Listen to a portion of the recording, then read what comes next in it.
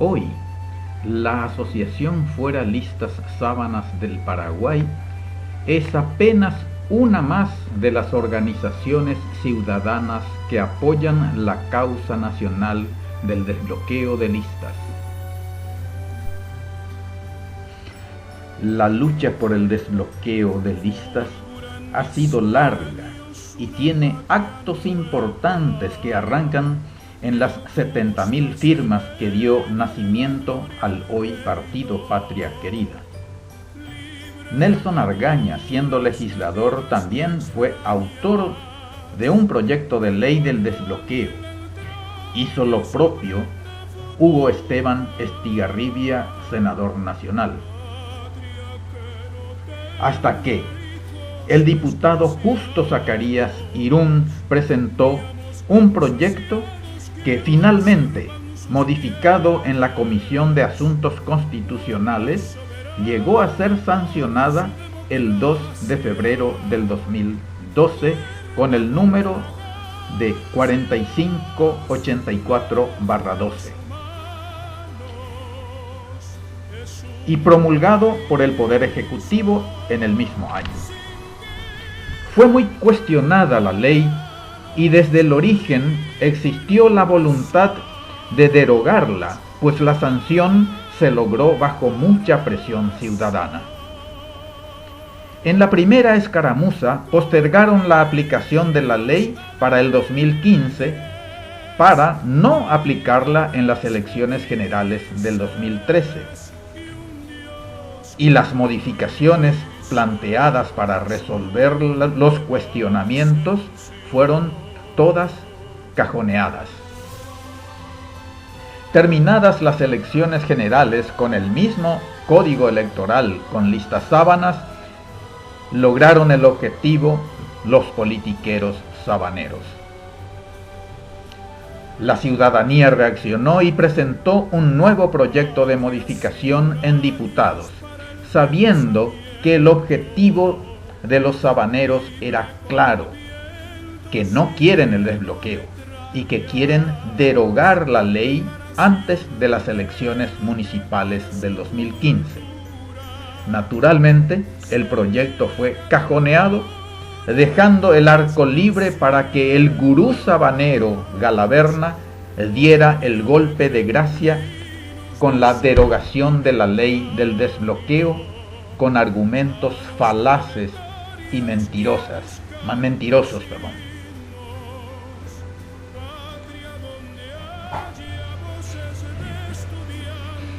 En toda esta historia hay muchísimas mentiras y una sola verdad.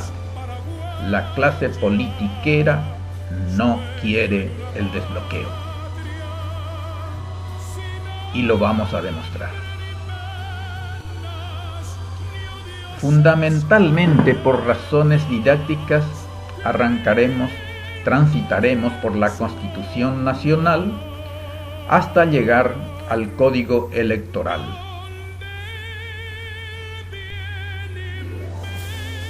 En el artículo 1 de nuestra Constitución Nacional, en el que reza de la forma del Estado y del gobierno, dice: la República del Paraguay adopta para su gobierno la democracia representativa, participativa y pluralista.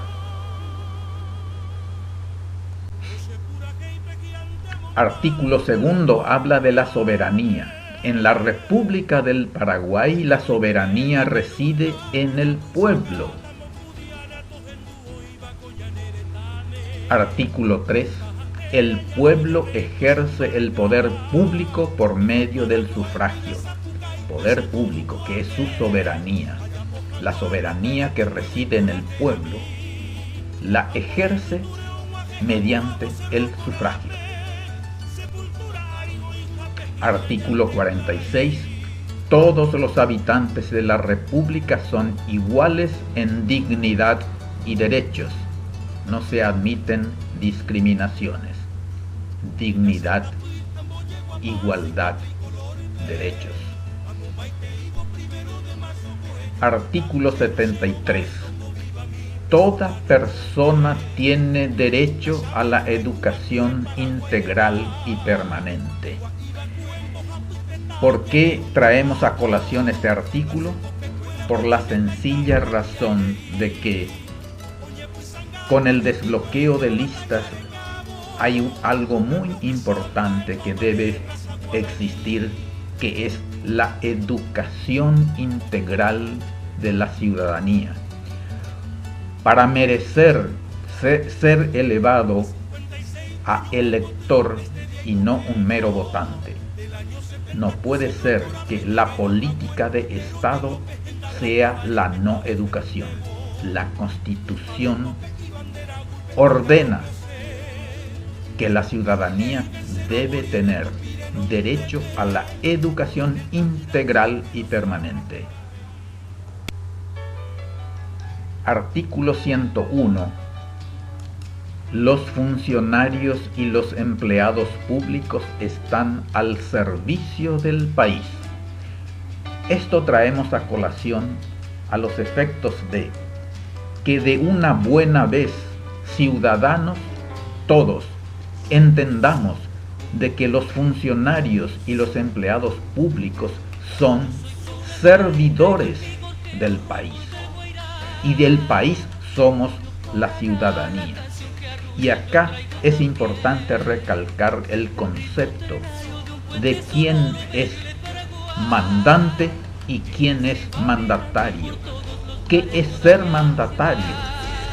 Y mandatario son todos los funcionarios públicos, desde el presidente de la República hasta el último de los funcionarios en los entes públicos. Y es un problema serio que cuando una persona accede a ser funcionario público, sea presidente, ministro o quien sea, se cree que accede a una casta social superior a la de los ciudadanos comunes, cuando es totalmente al revés. El que accede a ser presidente, ministros o lo que fuere dentro de las instituciones del Estado, se convierten en mandatarios, que es sinónimo de servidor, no amo como se entiende hoy día. Y que nosotros, ciudadanos, entendamos nuestro rol de mandante.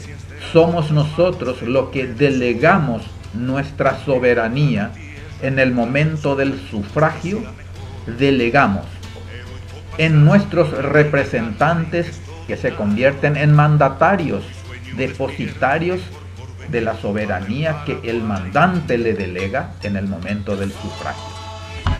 El mandatario es un servidor del mandante, que el mandante delega su soberanía en sus representantes para que éstos, en su nombre y en su provecho, administren la cosa pública.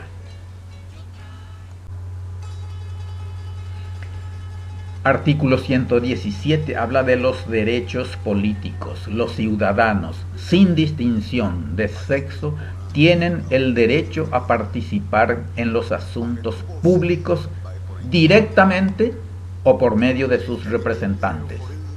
Eso de directamente significa que todo ciudadano tiene el derecho legítimo de convertirse en un mandatario y ejercer el poder público en forma directa o por medio de sus representantes. Eso significa, como elector, el ciudadano soberano, mandante, delega en sus representantes su soberanía. Artículo 117 de nuestra Constitución Nacional. Y llegamos al corazón de la democracia. Artículo 118 del sufragio. El sufragio es derecho, deber y función pública del elector. Miren bien que la Constitución jamás habla de votante, habla de elector. Y eso es muy importante que tengamos en cuenta, porque la ley como está hoy, con las listas cerradas y bloqueadas, cuando se trate de elegir una lista para plurinominales, no estamos eligiendo, solamente votamos un combo. Y eso no es elegir, es votar. Y votante no existe en la Constitución Nacional. Debemos convertirnos en electores. Y ahí radica la lucha de los ciudadanos por el desbloqueo de listas.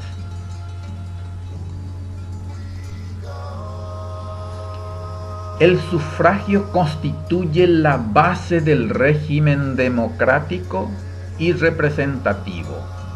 Lo hemos explicado antes. Es el instante en el que el soberano, el mandante, a través del sufragio, está delegando su soberanía en un representante de su elección. Hablaba de régimen democrático representativo. En eso radica precisamente el sufragio. Delegar la representación en forma democrática significa a través del sufragio. Y se funda en el voto universal. ¿Qué es voto universal? De que todo el mundo, todo ciudadano está habilitado a sufragar. El sufragio debe ser libre. No puede ser hecho a empujones, ni a los estirones, ni comprados, ni vendidos, ni arreados. Debe ser directo. Directo significa de que una persona debe estar eligiendo en forma directa. Ojo que no confundamos la interpretación de que directo es lo opuesto a por medio de otros intermediarios. No. Directo significa, y hay jurisprudencia al respecto. En El Salvador hay una sentencia de inconstitucionalidad sustentada en los conceptos de la libertad, del libre, voto libre y directo, en el que las listas cerradas bloqueadas fue declarada inconstitucional, porque no es ni libre ni directo. Y habla incluso en el libre y en el directo, en el que el ciudadano, el elector, asocie su sufragio a un rostro. ¿Qué significa rostro? Calidad de persona, y a una persona, no a un combo de personas.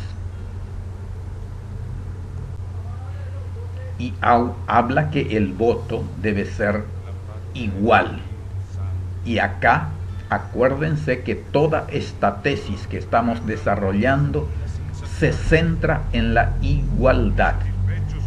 Un voto es igual a uno, es decir, un voto es igual a una persona.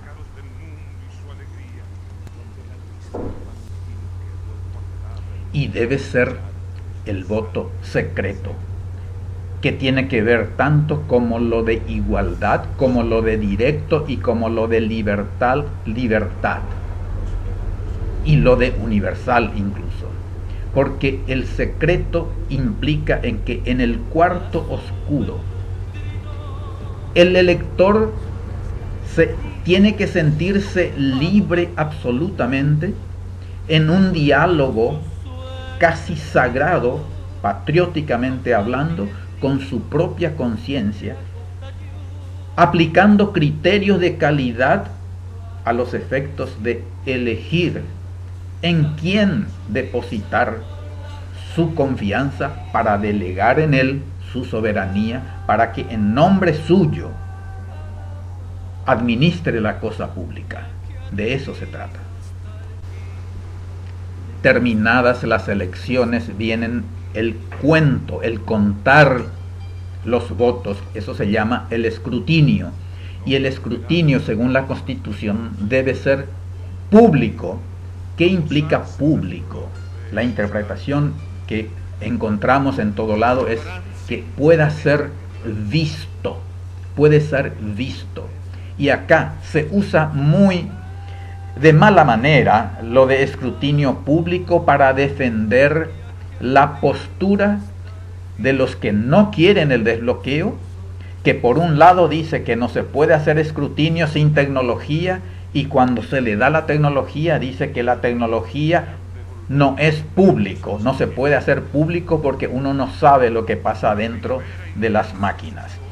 Le respondemos sencillamente que uso de la tecnología significa, para que se respete esta Constitución, en el momento del sufragio ante un uso de tecnología, la tecnología tiene que entregar al mismo tiempo algo visible, y para eso se imprimen el voto de cada ciudadano, se imprime, y ese voto impreso va a las urnas y son escrutados manualmente, que después deberá coincidir con los resultados automáticamente hechos por la tecnología. Y el concepto de fiscalizado. Fiscalizado significa de que tiene que haber control, y para eso lo de público, para eso de la impresión de los votos, y debe ser naturalmente fiscalizado. Pero cuidado, la fiscalización también tiene que hacerse dentro de los softwares, los programas que usa la tecnología, y tiene que coincidir tanto los votos impresos como los que están dentro de las máquinas. Lo que dice la tecnología tiene que ser confirmada por un escrutinio fiscalizado. Y por eso es que nosotros, desde la Asociación Foralista Sábana y la ciudadanía toda, exigimos que la tecnología comience no el escrutinio, sino en el sufragio, para que en el momento en que el ciudadano apriete un botón, esa su decisión, esa su elección sea registrado para el partido y también para el candidato de su elección. Y de eso se trata, porque entre el sufragio y el escrutinio es donde ocurren los eventos fraudulentos. Vamos a ser sinceros. Todos tenemos miedo de que nos roben. ¿Y en qué momento se producen? Entre el sufragio y el escrutinio. Por tanto, para que el sistema del desbloqueo de listas tenga el efecto deseado, tenemos que llevar la tecnología en el momento del sufragio, y entonces el problema que dicen que es el escrutinio resulta ser un valor agregado instantáneo en línea, lo que se llama en tiempo real se está haciendo el escrutinio, que después puede llevarnos 2 semanas si quieren contar los votos impresos para verificar y legitimar los resultados de la tecnología. Y el sistema de representación proporcional. Proporcionalidad. Cuando un elector en todas las elecciones toma una decisión de elegir, ese acto es computado en 2 instancias para 2 objetivos. Primero, representación proporcional en el cuerpo colegiado. Vamos a tomar como ejemplo el Senado, 45 senadores. Compiten todos los partidos entre sí para lograr la participación proporcional, directamente proporcional a la cantidad de votos que cada partido obtiene, va a ser su participación efectiva en el cuerpo de 45 senadores. Lo que implica de que el voto sirve para que proporcionalmente sean distribuidas las bancas, la primera instancia, entre los partidos que están en pugna en las elecciones. Y en segunda instancia, ese voto va también a los candidatos dentro proporcionalmente, los candidatos de acuerdo a la proporción, a la cantidad de votos que tenga, y comparados candidato con candidato, va a ser lo que determine el orden en el que van a estar en las listas. De eso se trata el desbloqueo de listas. El elector con su voto va legitimando el orden dentro de las listas. Vuelvo a reiterar, el artículo 120 nos habla de los electores. Y lo que quiero reiterar es que en la Constitución no existe la palabra votante. Electores. Con ese propósito es que traemos este artículo en el que habla del elector y que el ciudadano, los ciudadanos son electores y elegibles, lo que se llama, puede ejercer el sufragio activo, es decir, puede ser elector, y el sufragio pasivo, puede recibir votos, es decir, puede ser candidato. Y esta es la famosa ley 4584/12 que nos costara a la ciudadanía más de 14 años lograr se promulgue una ley del desbloqueo que en menos de 3 meses fue postergada en su aplicación para el 2015 y hace menos de 15 días fue derogada media sanción en el Senado. Es bueno que conozcamos qué ley es la que tuvimos, qué ley es la que postergaron, qué ley es la que derogaron y preguntarnos por qué. Esta ley consta de 2 artículos fundamentales, el 247 y 258, que forman parte del Código Electoral. Y dice, los senadores y todos las otras funciones de colegiados, los senadores serán electos por el sistema de candidaturas presentadas en listas desbloqueadas y representarán proporcionalmente al partido, movimiento político o alianza, etc. 2 términos. Electos por el sistema de listas desbloqueadas y representarán proporcionalmente. De eso sencillamente se trata la ley del desbloqueo y lo vamos a ir desarrollando en más adelante. Y el otro artículo, que es el 258, se refiere qué tiene que hacer el elector y le da esta ley le da 2 opciones en el 258 al elector.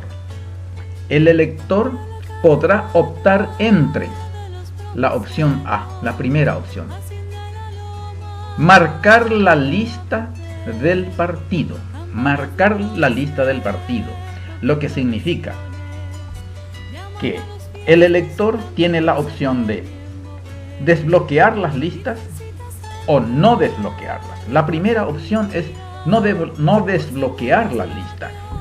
El elector libremente tiene la opción de votar por la lista sin modificar el orden. Entonces, ese voto por la lista le sirve al partido y a todos los candidatos de la lista. Y luego dice, o señalar un nombre en particular dentro de la misma, es decir, dentro de la lista. Y a esto se llama el voto preferencial, en el que el elector decide tomar y ejercer su soberanía de elector y elegir dentro de la lista una persona, un candidato que sea de su preferencia. Y cabe preguntarnos qué efecto produce la primera opción, la A, en el que el elector marca la lista del partido. Y la ley nos dice expresamente, en el primer caso, que es lo que estamos hablando, el voto equivaldrá al orden en que fue presentada e inscrita en las listas correspondientes. Es decir, que el elector, ya lo dijimos antes y lo repetimos ahora, elige votar por el partido y no asigna ningún candidato, lo que implica que no quiere desbloquear las listas. Su voto le vale a todos los candidatos por igual.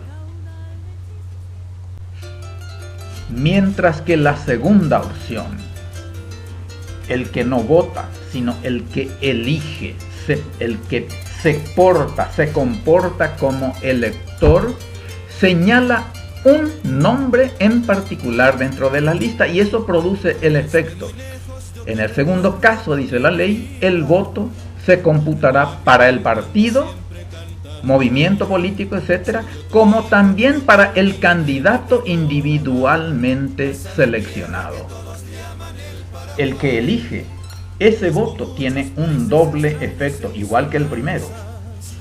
El primero tenía que no desbloquea y le da el mismo valor a todos los candidatos, mientras que el segundo le da su voto al partido. Al elegir a un candidato, elige al partido asociado, porque no hay un solo candidato que no pertenezca a un partido, y también le acredita su voto a un candidato en particular, y eso determinará el orden dentro de la lista. Y ahora nos preguntamos cómo es procesada la cantidad de votos por el partido. Dice la ley, para la distribución de bancas se tomarán en cuenta los partidos, los votos por el partido, y se usa el sistema DONT para resolver el tema de la proporcionalidad, de cuántas bancas le corresponde a cada partido en proporción directa a la cantidad de votos que ha recibido.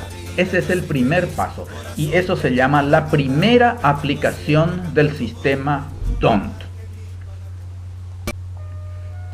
Pero esta ley, que es muy criticada por la frase como luego se está refiriendo al sistema DONT, se aplicará para el ordenamiento de las listas. Como luego, lo que significa se aplica por segunda vez el sistema DONT. Y esta segunda vez que se aplica el sistema DONT es lo que trae todas las críticas de tanto de los partidos políticos y del Tribunal de Justicia Electoral en particular. Y ya veremos por qué. Toda la problemática, críticas que se hace a esta ley radica en este punto en particular. No hay discusión en la primera aplicación del sistema DONT, que distribuye las bancas de acuerdo a la cantidad de votos. La discusión se centra en la segunda aplicación del sistema DONT, que para el Tribunal de Justicia Electoral, que se limitó a la interpretación gramatical de la ley, que dice como luego, y dicen que se aplica por segunda vez. Correcto. Y ahí se queda. Y dice, incluso un senador de la Nación el jueves pasado dijo en la plenaria de que en donde presentamos esta misma tesis y rebate y dice lo siguiente Silvio Ovelar: la tesis es absolutamente correcta, pero dice, la ley no dice que hay que hacerlo así. Lo que está señalando es dos perogrulladas. Primero, que la ley le debe decir taxativamente cómo se aplica la segunda vez. La ley le tiene que decir taxativamente de que debe respetar la Constitución y respetar el valor universal del que el voto es igual a 1. Y por otro lado, se han quedado en la interpretación gramatical y escudado con la gramática, se dan el tupé de violar la Constitución al no aplicar el valor del voto es igual a 1. A violar la aritmética en el que no se puede sumar cocientes con votos, peras con manzanas, nos decían en el segundo grado cuando nos enseñaban a sumar.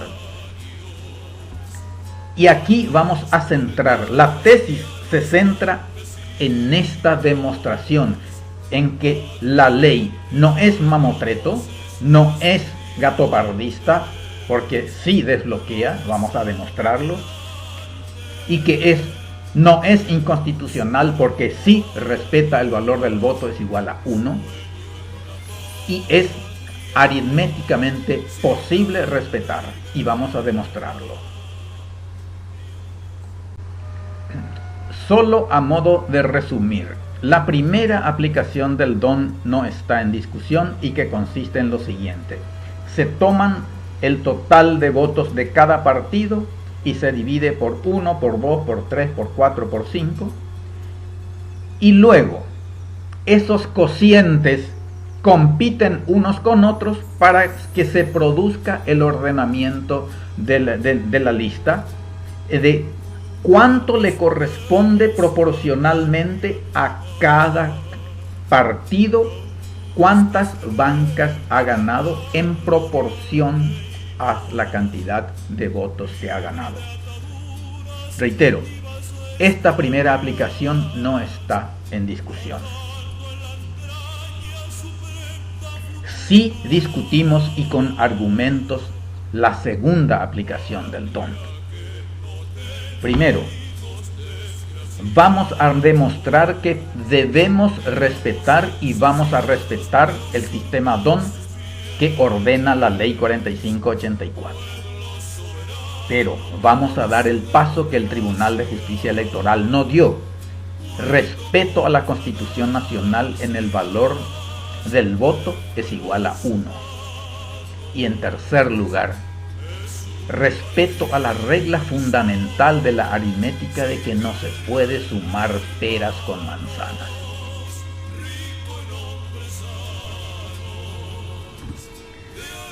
Hasta aquí hemos establecido y hablado e instalado los conceptos. Ahora vamos a bajar al terreno práctico. Cuando las palabras no transmiten una idea, hay que intentar convertirla en números, aritmeticarla. Es eso lo que vamos a hacer a partir de ahora. Se preguntarán al final por qué no comenzamos por aquí. Por razones pedagógicas y didácticas, simplemente. Porque sin conceptos y rigor científico de relacionar causa-efecto, se vuelven complejas las matemáticas. Mientras que si instalamos los conceptos, se vuelve la aritmética un juego. Un juego realmente. Según el Tribunal Superior de Justicia Electoral, aplican el sistema DON y gramaticalmente dice que hay que hacerlo y lo hacen, que consiste en lo siguiente: suponiendo un escenario en el cual, un escenario académico naturalmente, en el cual 1.000.000 de votos tiene un partido. Y votan por las listas. ¿Cómo se distribuye ese millón entre todos los candidatos de la lista? Según el Tribunal de Justicia Electoral, el total le corresponde 1.000.000. Al segundo, la mitad, que es lo que dice el sistema DONT. El total dividido 1, 1.000.000. 1.000.000 dividido 2 es igual a 500.000, dividido 3, dividido 4, etc. Hasta acá respeta el sistema DONT.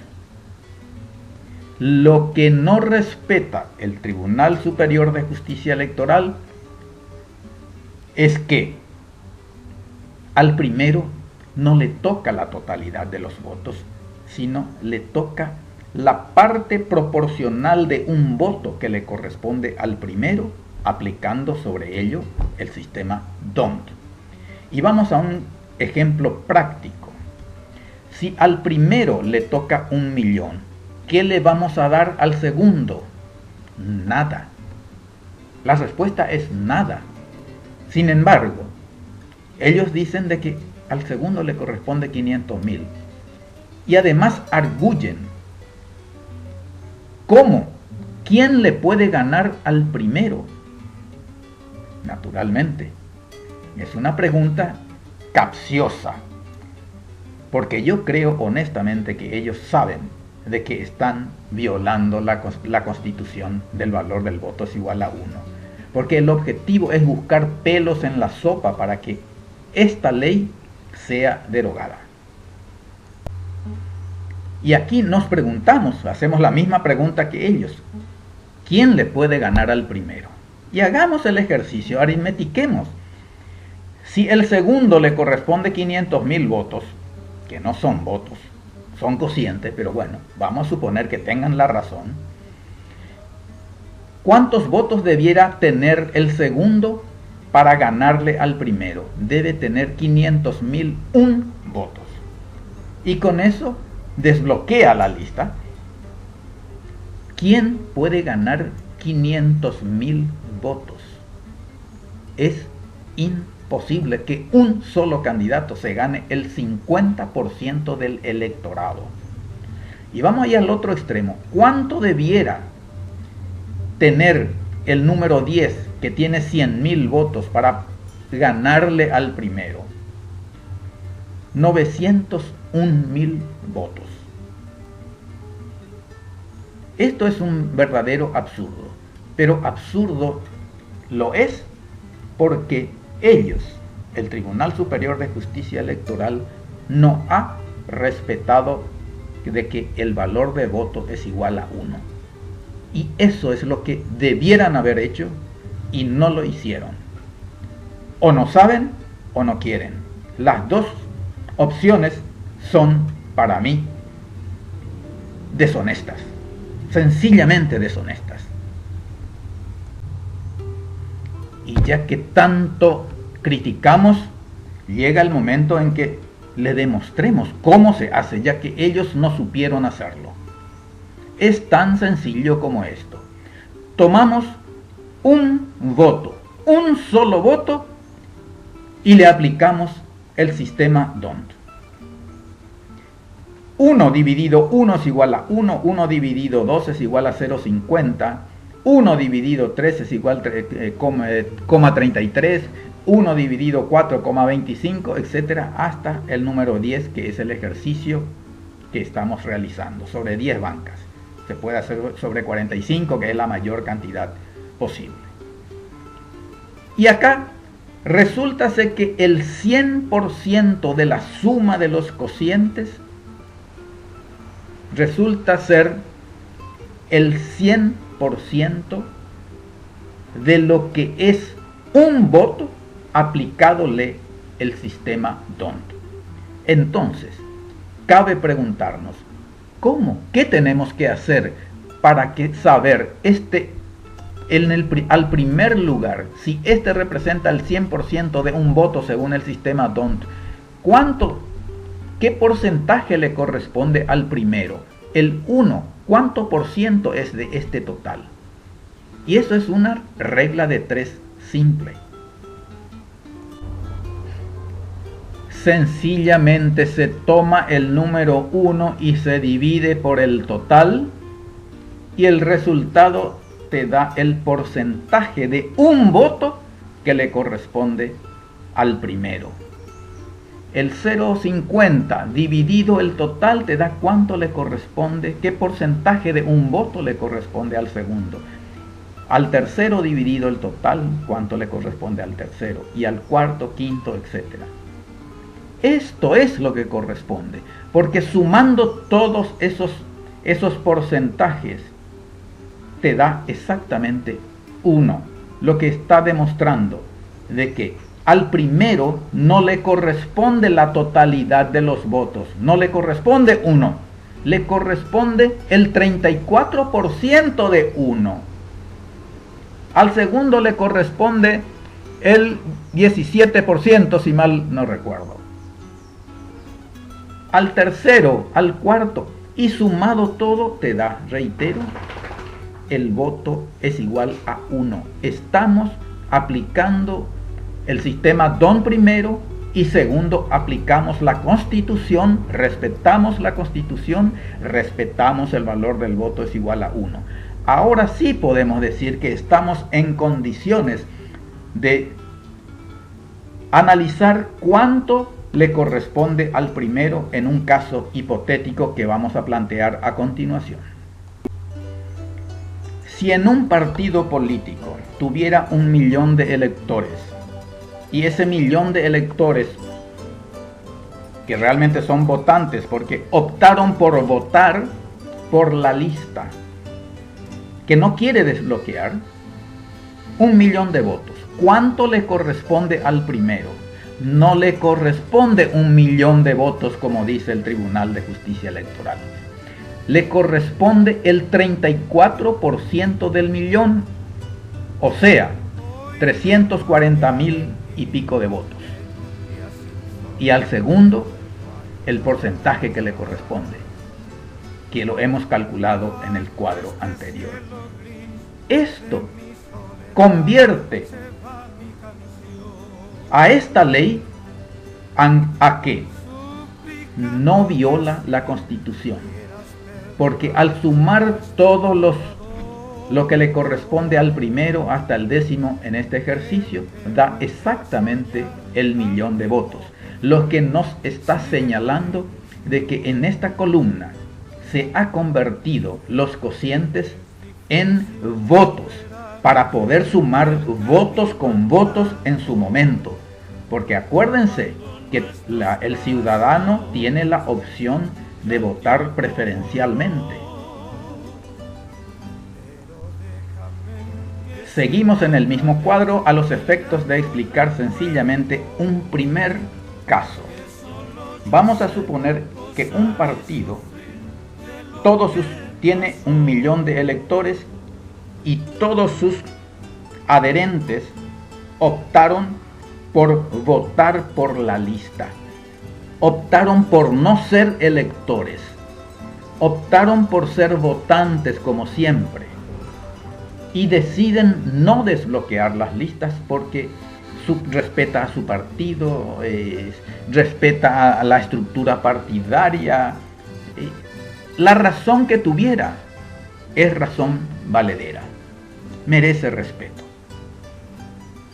Entonces, esta ley, con la opción del voto, la posibilidad de votar por el partido, le está dando al elector la opción de no desbloquear las listas si así lo quisiere.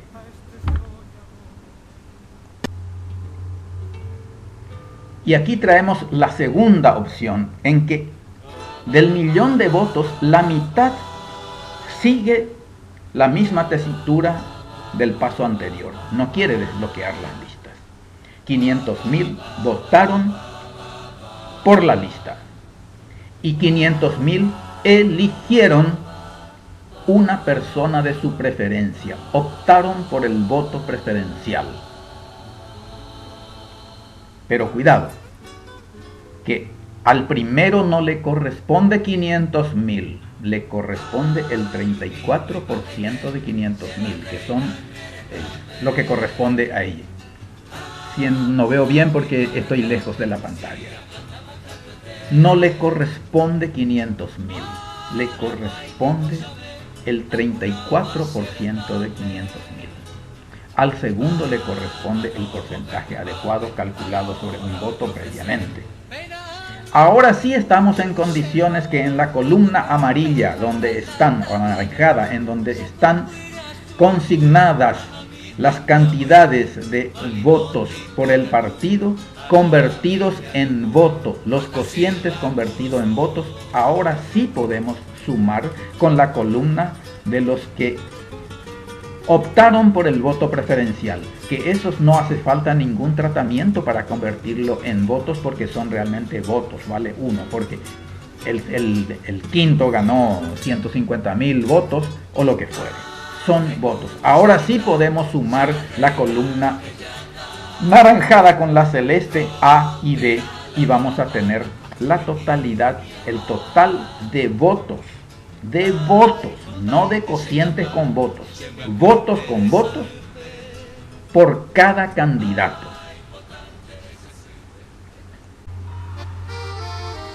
Y esa sumatoria que está consignada en la columna verde, esa sumatoria la clasificamos de mayor a menor y nos vemos en la grata sorpresa de que esta ley, respetando el valor del voto es igual a 1 y aplicando el sistema DON por segunda vez, igual desbloquea.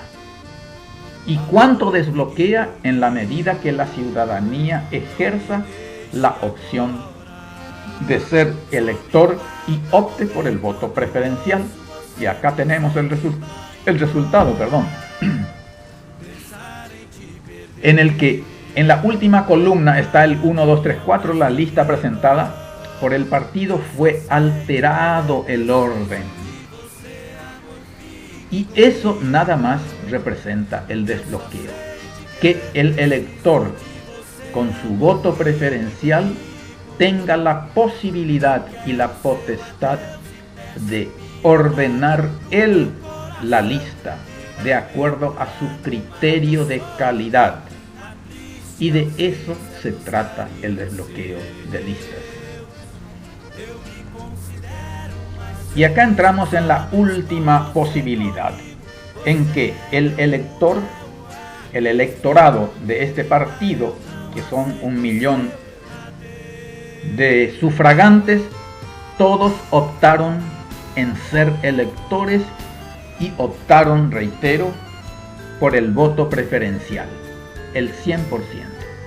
Y esto significa de que si la ciudadanía lo decidiera, esta ley le permite el desbloqueo total. Cuando todos los ciudadanos optaron por el voto preferencial, la ciudadanía optó por el desbloqueo total. Y acá es muy sencillo el ejercicio. En la columna verde está consignado los totales, que coincide con la columna de votos preferenciales, porque no hay ningún voto de los que votan por el partido. Y clasificando la columna verde, tenemos la sorpresa, grata sorpresa, de que el desbloqueo es una realidad con esta ley que se está derogando en este momento, porque dice que no se bloquea, dice que es inconstitucional, dicen que no respeta el valor del voto es igual a 1, etcétera, etcétera. Y también dicen que el desbloqueo mismo atenta contra los partidos. Es una tremenda mentira. ¿Por qué?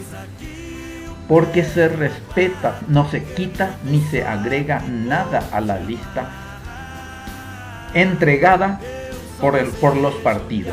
Nadie le niega ese privilegio de confeccionar la lista. Lo que sí se le entrega al ciudadano, al elector, al electorado completo, en las internas a los afiliados de cada partido y en las generales a la ciudadanía toda, en que el elector pueda alterar el orden dentro de las listas. Y parece legítimo eso. ¿Y cuánto le sirve esto a los partidos políticos? Porque la ciudadanía es lo que va ubicando a los hombres de la lista dentro de la lista de acuerdo a un criterio de calidad. Y no discutamos si es bueno o es malo, porque la libertad de elegir es personal.